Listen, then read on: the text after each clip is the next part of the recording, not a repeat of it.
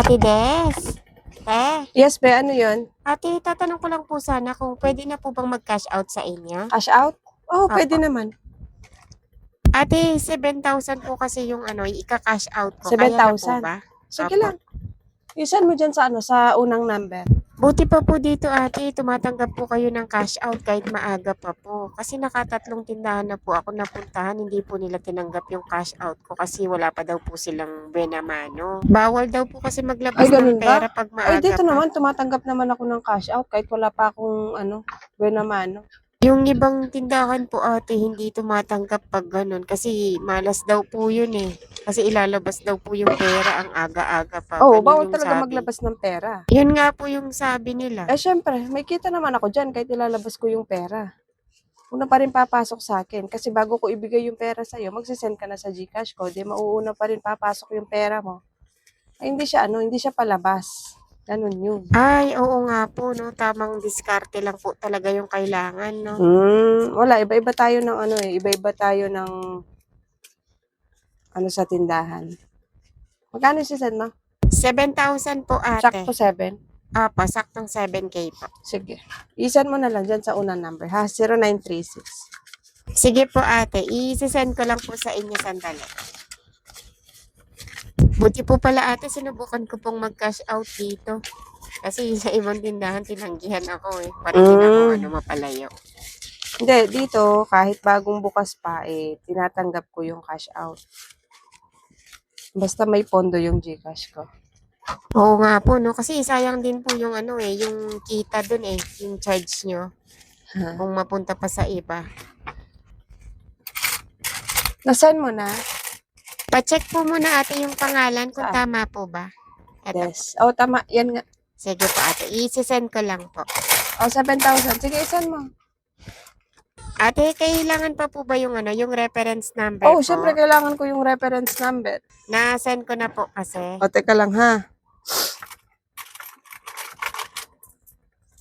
I-ready ko lang yung pera.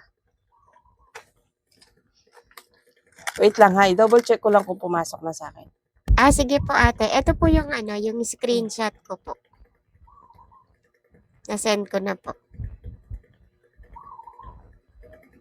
Okay na po. Patingin ako. Yung reference number. Check ko lang. Ito po yung reference number po. 7949. Andito na pumasok na. 7,000. I-record ko muna ha. Ah, sige po ate.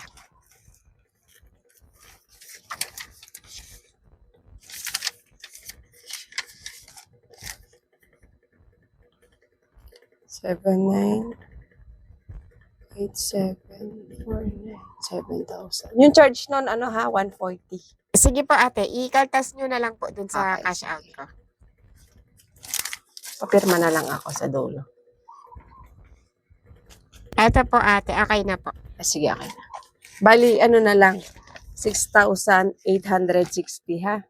Ah, sige po ate. Ay ate, tsaka po pala yung yung yan? utang ko po.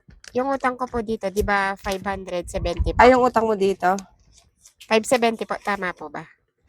Oh, 570. Ibawas nyo na lang po lang ate. tama. Tinanong ko na po yan sa inyo ate kagabi pa. Tinanong mo na ba kagabi? Oh, kaya po alam ko yung yung total. 570 nga. Ibawas ko na. Bali, 6,860 minus 570. 6,290 ha.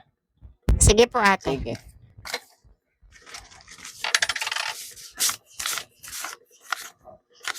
Ay, tas te, pabili po pala ako ng ng Yossi. Ano pa? Yossi po, yung camel te. Ilang camel? Isang kahap. Sa kaha? I-kaltas nyo na lang din po ate sa cash out ko. 6,290. 6,290 minus 170. 6,120 na lang. 6,120. 1, 2, 3, 4, 5, 6, 120. Pabilang na lang ulit, ha? 1, 2, 3, 4, 5, 6, 120. Ate, Sakto? sakto po. Sakto po. Sige, thank you. Salamat po.